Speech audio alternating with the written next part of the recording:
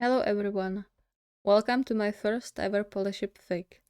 Once again, big thanks to Nerdy Nekoma for their help.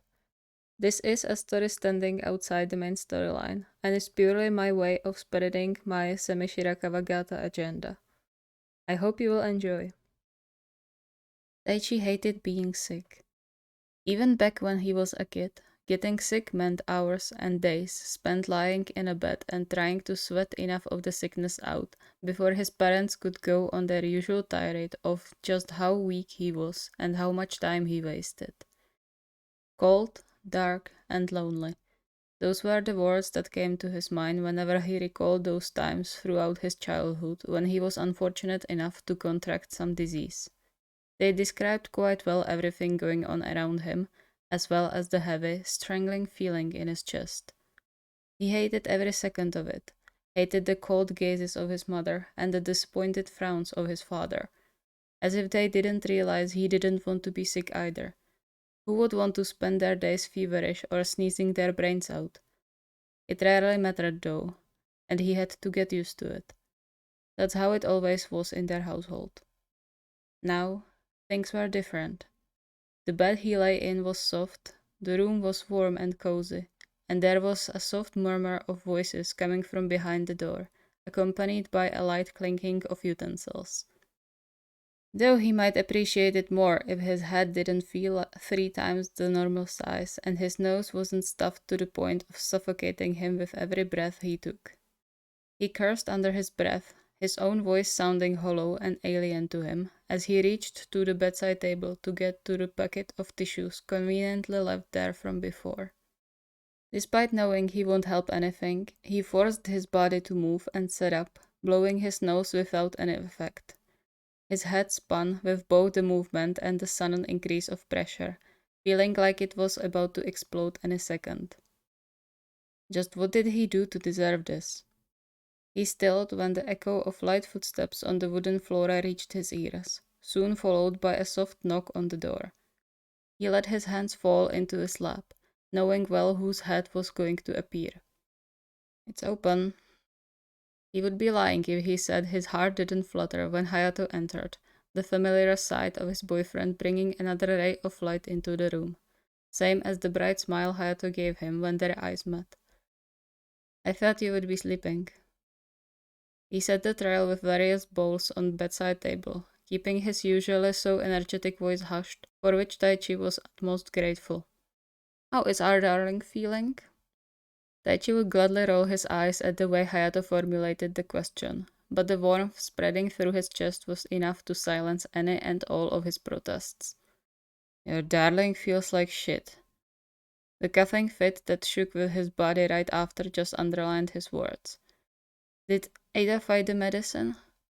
Hayato hummed quietly and laid his hand on Taichi's forehead, his brows knitting together when he spoke again.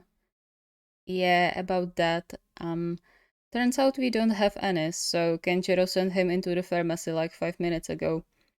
He gave Taichi a sympathetic look before settling on the edge of the bed and taking his hand between his own. But he'll be back soon when it's about you.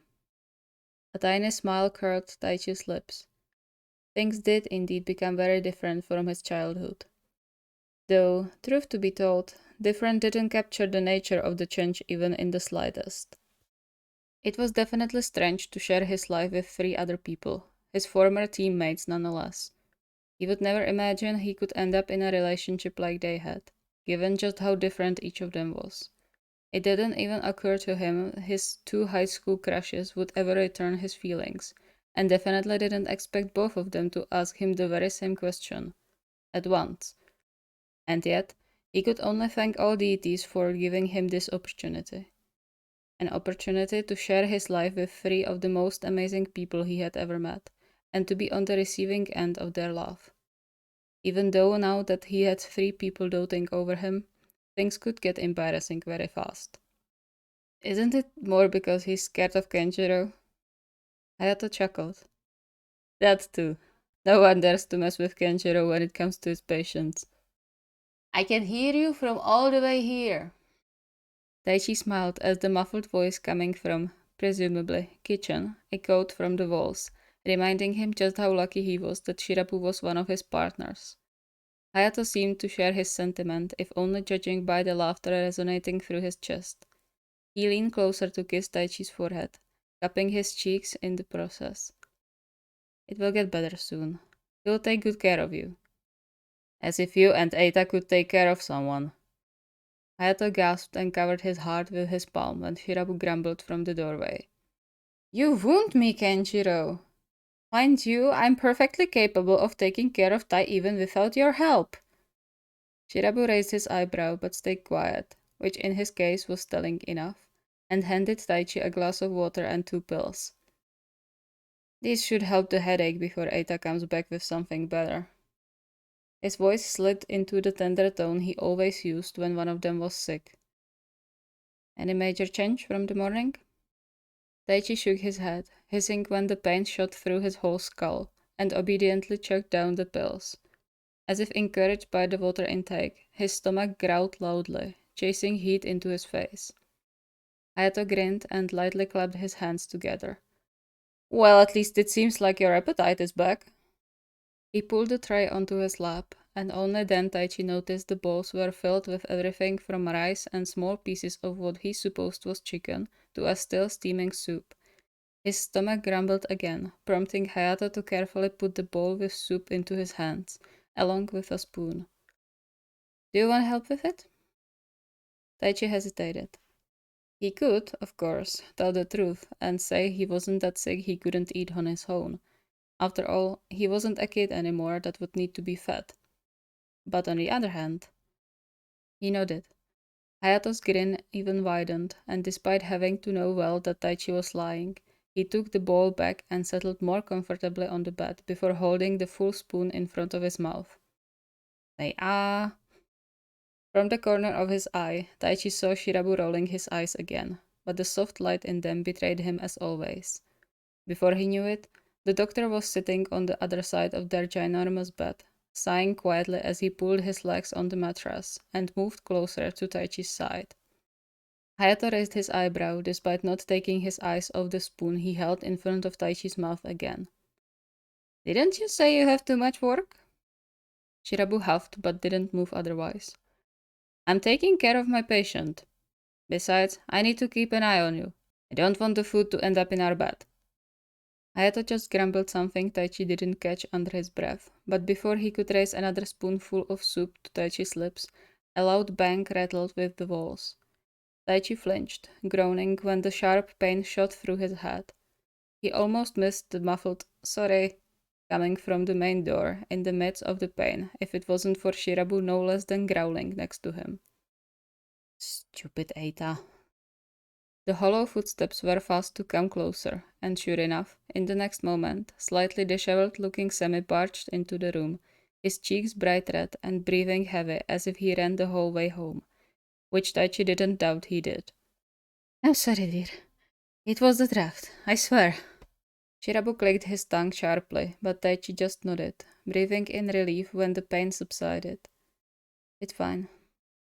Do you at least have what I sent you for? Semi nodded quickly and handed him a small bag. They didn't have the painkillers you wanted, but the guy said these should do as well.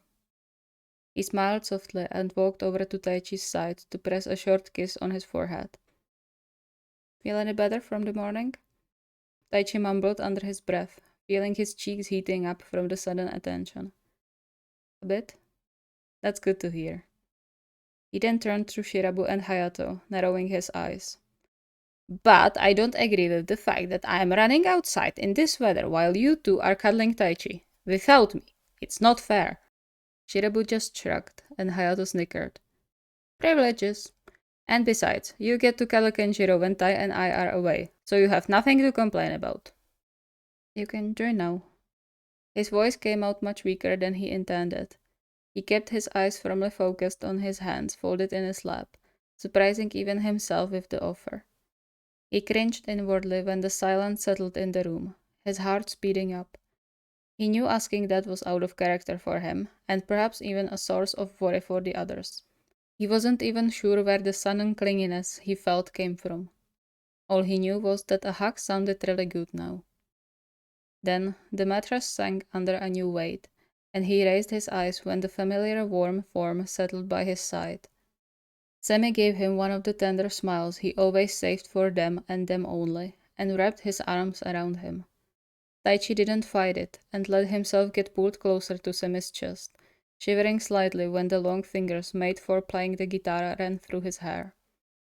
Who am I to say no to that? He nuzzled into Taichi's hair, leaving a kiss on his temple. Hayato grumbled quietly. Tell me again what's not fair? He set the bow on the tray and climbed onto the bed too, snuggling to Taichi's other side. Bear my ass. He yelped when Semi reached behind Taichi's back to lightly slap the back of his head. Language. You are worse than kids. Shirabu tried to get up, but Semi grabbed his hand and pulled him back on the already formed pile with a quiet huff. What the heck are you doing? Semi grinned innocently. So you don't feel left out? We wouldn't want you to be jealous. Shirabu huffed as if Semi's statement was the biggest offense, but then laid down on Semi's legs more than just a little eagerly, making Taichi smile. No matter how cold and distant Shirabu tried to act, he knew better. They all knew better. He slowly relaxed into the warmth radiating from his partners, and while his head still hurt, he couldn't find any traces of his previous annoyance over being sick. After all, things were different now.